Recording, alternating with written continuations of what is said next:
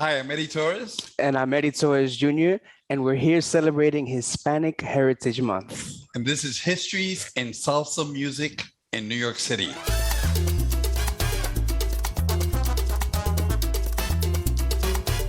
I've had the privilege and the honor of working with what he's known as the king of Latin music, Mr. Tito Puente, and of course, Ralph Mercado, who in my opinion has been one of the greatest promoters of Latin music around the world. And I've had the pleasure of working with Tito for 21 years with my wife.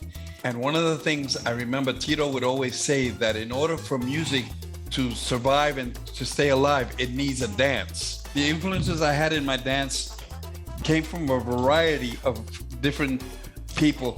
For example, I grew up in a time where we had live Latin music almost in every club all over New York City and all of the boroughs. And there were great dancers at the time that I would admire. For example, we had a guy named Louis Machina, which he was famous for his footwork while he was dancing.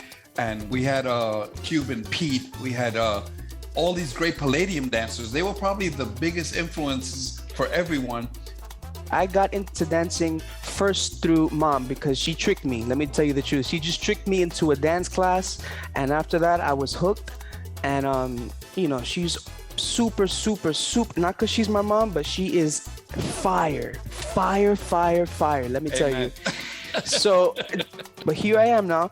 Mom dances flamenco, which is from Spain. Here I am studying the Afro-Cuban and the Latin stuff. And here we are in New York. New York City is so important when it comes to the mambo. This is the Mecca here. Although mambo was a rhythm born in Cuba, once it came here to New York, just like everything else, we kind of like raised it like our baby, and we added all these things between the jazz and the tap and the. So yeah, it's such a. How can you not love it? In every classic dance, there was a pioneer.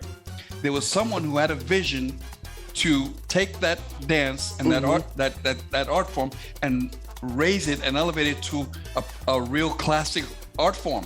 And that's what happened with the mambo now, because at first it was just a house thing. We just did it, at house parties, at clubs. But now you can see the mambo in a social as well as you can see it in the Madison Square Garden and Carnegie Hall. Christopher Scott was the main choreographer of the In the Heights movie, and he brought me onto the team looking for, the roots of Afro and Latin culture and dance. And that's what the film needed. In the Heights needed that, the roots of the culture.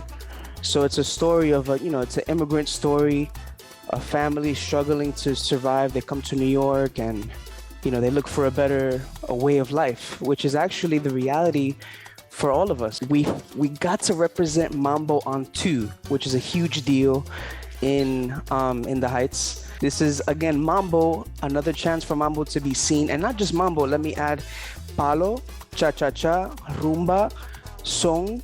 These are all different dances that were included in the Heights. It's not just salsa. While you're dancing, remember the key to dance is not to just compete and see who's the better dancer, but the real key, and I have a phrase that people are using everywhere around the world, which goes like this, is it's not who dances the best, but who enjoys it the most. That means have fun. Dancing should be a fun experience, and thank God for dance, and do it in a very humble way, but enjoy it.